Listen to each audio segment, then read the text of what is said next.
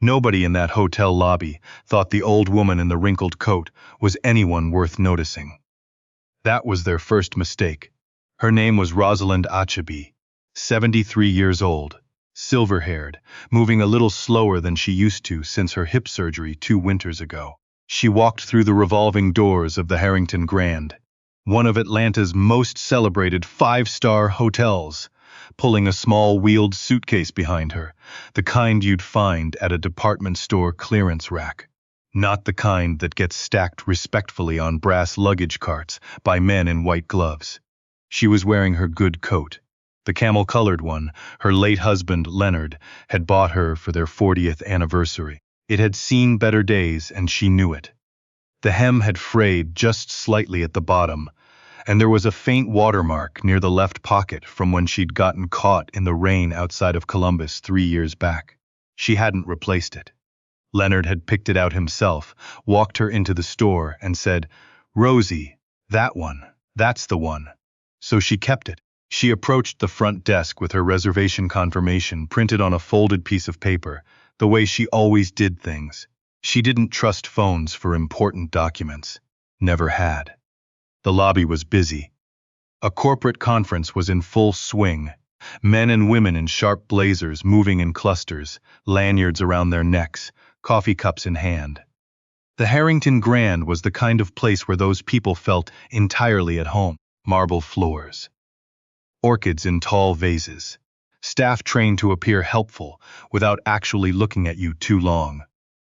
The front desk clerk, a young man named Brett, was helping another guest when Rosalind stepped up to wait in line. She was patient. She'd spent 41 years as a social worker in Birmingham, Alabama. She knew how to wait. When the guest ahead of her stepped away, Brett didn't look up immediately. He typed something, clicked something, straightened a stack of papers that didn't need straightening. Then, finally, he looked at her. Something shifted in his face. Subtle, but it was there. The slight recalibration that happens when an expectation meets a reality it wasn't prepared for. "Can I help you?" he said. Not unkindly. But not warmly either. The kind of neutral that's actually a choice. "Yes," Rosalind said, unfolding her confirmation paper and sliding it across the marble. "I have a reservation. Achebe, Rosalind Achebe. 3 nights, suite on the 14th floor. Brett looked at the paper, typed something, looked at the screen. Typed again. "I'm sorry," he said. "I'm not seeing that reservation." Rosalind looked at him steadily. "It's there. I booked it 6 weeks ago. I have the confirmation number right there on that paper." He typed again. His expression carried the particular flavor of patience that isn't really patience. The kind that's performing patience while internally having already decided something. "Ma'am, I see a reservation under that name, but..." He paused, and what came next was the part she would not forget. "This reservation is for the presidential suite." He said it the way you'd say something impossible, like he was informing her of an error that was obviously hers. "That's right," Rosalind said. Brett looked at her again, this time less subtle. His eyes went briefly to the suitcase, to the coat, to the printed paper, and back to the screen. "The presidential suite runs at $4,200 a night," he said. "Just want to make sure you're aware." "I'm aware," she said. "I've stayed in it before." Now a second clerk drifted over. "Her name tag," said Courtney. She was young too, and she had that same look, the look of someone who has made a quiet assessment and is now managing a situation rather than helping a person. "Is there a problem?" Courtney asked Brett, though she was looking at Rosalind. "The guest has a reservation for the presidential suite," Brett said in a tone that communicated, "and I'm not sure what to do about that." Courtney smiled, the practiced kind. "Ma'am, our presidential suite is typically reserved for. It's a very specialized accommodation." "Is it possible the reservation was made under a corporate account? A company name?" "No," Rosalind said. "It was made under my name, by my assistant, 6 weeks ago. The confirmation number is right there." Courtney picked up the paper, held it, looked at it the way people look at things they've already decided not to believe. "Let me just verify a few things," she said. She typed. She clicked. She leaned over and said something quietly to Brett that Rosalind couldn't fully hear. but she caught the words double-check and her card. Rosalind stood at the counter.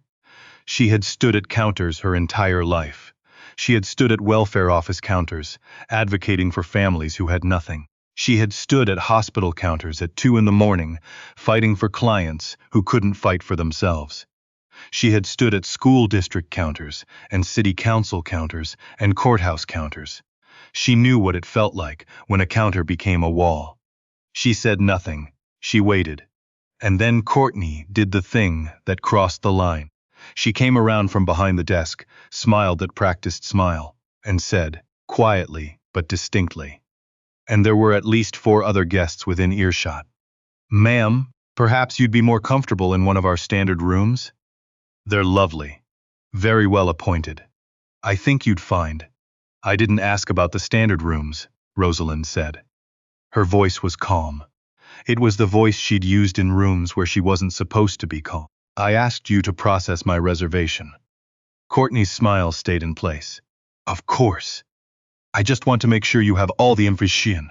"I have all the information I need," Rosalind said. "What I need is for you to do your job." A man nearby looked up from his phone. A woman in a conference. Lanyard paused mid-conversation with her colleague. Courtney's smile flickered, just barely. "Why don't we step over here," she said, gesturing to the side of the desk, trying to move Rosalind out of the center of things. Rosalind did not move. What none of them knew, not Brett, not Courtney, not the people glancing over from the lobby couches, was who Rosalind Achebe was. They saw an old woman in a worn coat with a department store suitcase. They had decided the rest. They had not done their homework. 41 years ago, Rosalind had started a non-profit out of her kitchen table in Birmingham. A casework organization serving families in crisis. Food insecurity, domestic violence, housing instability. She'd built it from nothing. Grant by grant, year by year, partner by partner. By the time she retired from the front lines, the organization had served over 200,000 families across 4 states. The governor of Alabama had called her personally on her retirement day. She'd framed the letter. It was still on her wall next to Leonard's photograph. But she hadn't really retired. She'd simply moved upstream. For the past 9 years, Rosalind had sat on the board of the Hartwell Foundation, one of the largest philanthropic organizations in the American South. And for the past 3 of those years, she had served as its chair. The Hartwell Foundation gave out $37 million in grants every year. One of the foundation's most significant hospitality and event partnerships, worth just under $900,000 annually in conference bookings, gala contracts, and executive accommodation, was with the Harrington Grand Hotel Group. The conference currently taking place in this very lobby, the Southeast Social Impact Summit, the one with 212 attendees, the ones in the lanyards, the ones drinking coffee, the ones who had glanced over when Rosalind's voice carried. Hartwell had funded it. Rosalind had approved the budget line herself 4 months ago, sitting at the head of a long conference table with 7 other board members and the foundation's executive director. She was here this weekend as a guest speaker, as the keynote speaker, and the Harrington Grand's general manager, a man named Charles Odom, who had been in this business for 27 years and knew exactly how these relationships worked, was currently in a meeting 2 floors above them. He did not yet know what was happening at his front desk. That was about to change. Because the woman in the conference lanyard who had paused mid-conversation, her name was Dr. Selena Park, and she was the summit's lead organizer, had recognized Rosalind the moment she'd walked through those revolving doors. She'd been walking toward her to say hello when the scene at the front desk unfolded. And for a moment, Selena had stood back, watching, uncertain whether to intervene or let Rosalind handle it herself. Rosalind, it was clear, was handling it herself. But Selena pulled out her phone. She didn't call anyone. She texted, one text, to one person. Charles. Front desk. Now. Up on the 2nd floor, Charles Odom was in a meeting of Q3 occupancy projections. His phone was face down on the table, the way he kept it during meetings, but when it buzzed, He turned it over. He had Selena Park's number saved under Hartwell, priority, because that's what it was. He read the text. He excused himself from the room without explaining why. Back at the front desk, things had not improved. Courtney had brought over a third person, an assistant manager, a man who introduced himself as Ryan. And now there were three of them arranged in a loose semicircle, which from a certain angle looked like assistants, and from another angle looked like something else entirely. Ryan had a different approach than Courtney. More businesslike, less practiced smile, more we need to resolve this efficiently energy. He took Rosalind's confirmation paper, looked at it, typed something, and said, "Ma'am, I want to help you get this sorted out. The challenge we're running into is that our presidential suite is currently occupied by—" "I booked it 6 weeks ago," Rosalind said. "If it's occupied, that's your operational problem, not mine." "Right, and I understand that, and I apologize for the confusion, but are you telling me my reservation doesn't exist?" "No, the reservation exists. Are you telling me someone else is in my room?" Ryan paused. "There may have been a double booking," Rosalind said flatly. Ryan paused again. Yes, there may have been a system error that resulted in—" "So you need to fix it," Rosalind said. "That's a simple thing. What you do not need to do is stand here and suggest I should be in a different room because I look like I should be in a different room." Ryan opened his mouth. He closed it. Courtney looked at the floor. That was the moment Charles Odom walked across the marble lobby. He was a composed man by nature, the kind of person who moved through hotel lobbies like he was part of the architecture. But his pace today was slightly faster than usual, and his face as he crossed the floor and took in the scene at the front desk. 3 of his staff, 1 guest. The guest's suitcase still sitting unclaimed near the counter, the small cluster of conference attendees who had stopped pretending not to watch. His face went through several calculations very quickly. He recognized Rosalind Achebe immediately. He had shaken her hand at the Foundation's annual gala 8 months ago. They had spoken for 12 minutes about the summit. He had personally ensured that the Harrington Grand's accommodations were first-rate for this weekend. He had reviewed the VIP list himself. He walked directly to the front desk. "Mrs. Achebe," he said, and his voice was warm in the way that comes from genuine respect rather than damage control. At least, it was trying to be. "I am so sorry.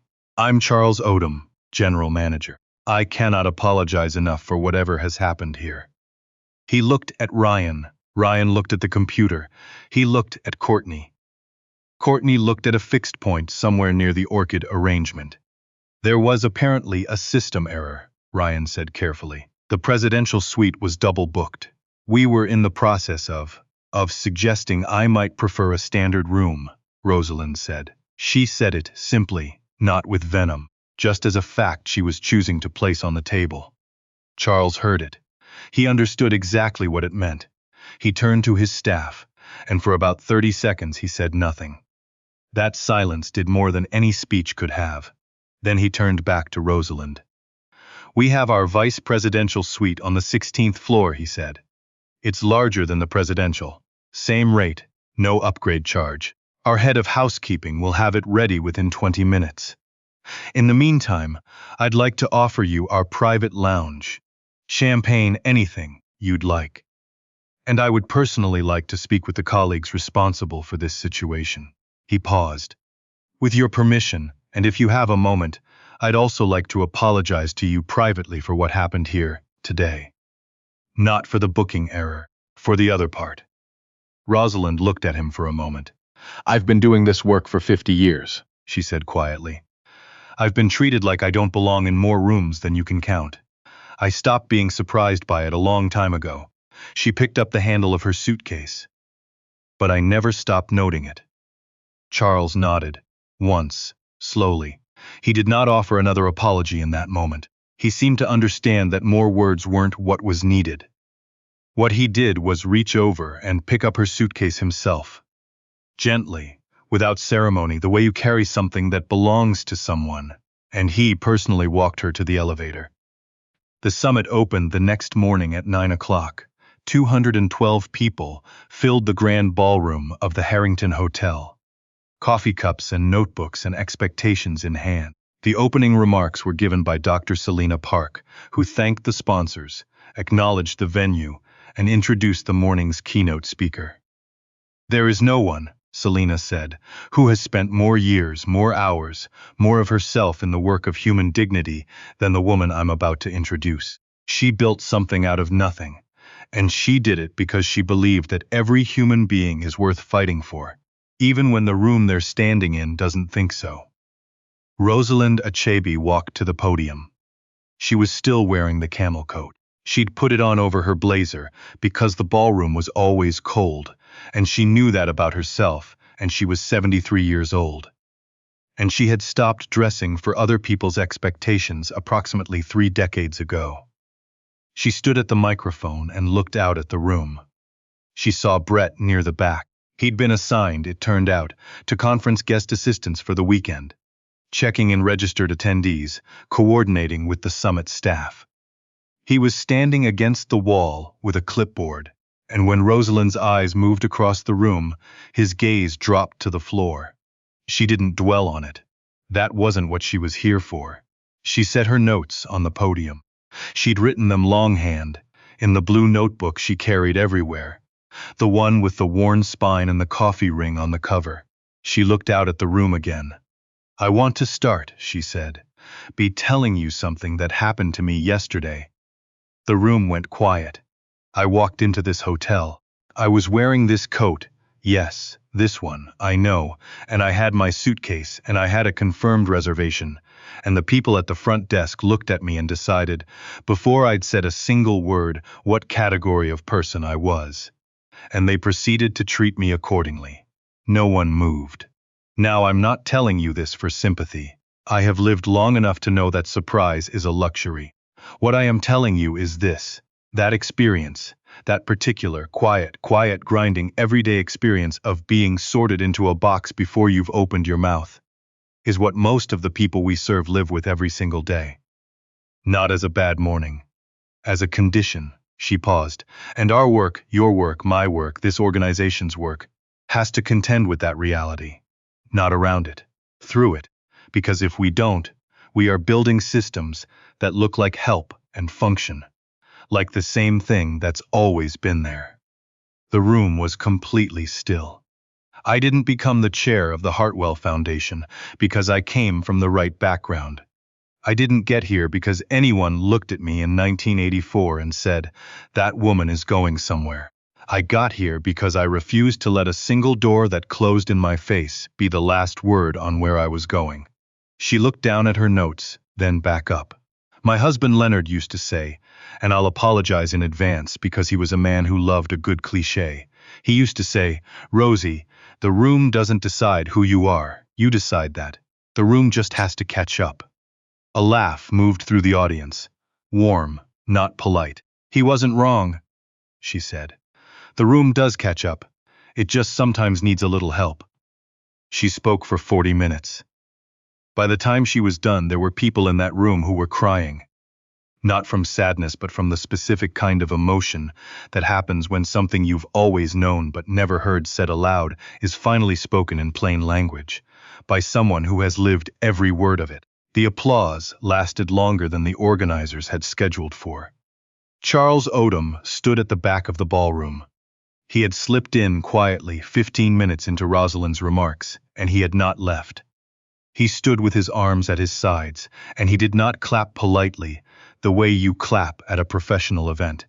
He clapped the way you clap when you've just heard something that you know is going to stay with you. Later that afternoon, he made 2 phone calls. The first was to Hartwell Foundation's executive director, to personally confirm that the hotel's relationship with the foundation was a priority, and to formally document that weekend's incident as a training case for hospitality staff. Not as a name and blame situation, but as a genuine, systemic look at how assumptions operate in service environments. The second call was longer and more difficult. It was to his HR team about Courtney. Not to fire her, though that conversation was not simple. To begin a process. Because what had happened wasn't just rudeness. It was a pattern that he admitted to himself, probably allowed to go unexamined for too long. Brett asked, in a separate meeting, whether he still had a job. Charles told him that depended on whether he was willing to do some hard thinking. Brett was 23 years old. He sat in Charles's office and didn't offer excuses, which Charles respected. He just sat with it. Then he said, "I want to understand what I did wrong, all of it." That, Charles told him, was a start. On Sunday morning, her last day at the hotel, Rosalind had breakfast alone in her suite. The vice presidential suite, which was, as Charles had promised, larger than the presidential, with a view of the city that stretched all the way to where the skyline blurred into morning haze. She had her coffee. She had the blue notebook open on the table. She was working on notes for a piece she'd been asked to write, a reflection on 50 years in social work, for a journal that published that kind of thing. She was thinking about Leonard. He had died 6 years ago, in March, on a Tuesday afternoon, when the light was coming through the hospital window in that particular way it does in early spring, not warm yet, but trying. She had been holding his hand. She had told him about the week's work, the way she always did, because he always wanted to know.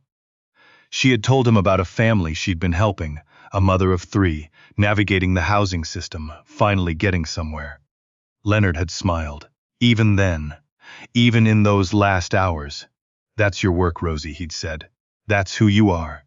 She poured another cup of coffee. She thought about the look on Brett's face when she'd walked up to the counter. She thought about Courtney's practiced smile.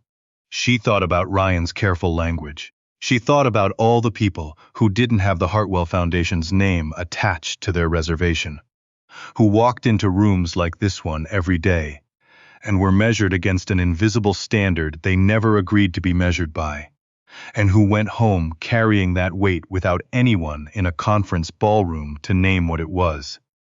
That was the part that mattered, not the suite.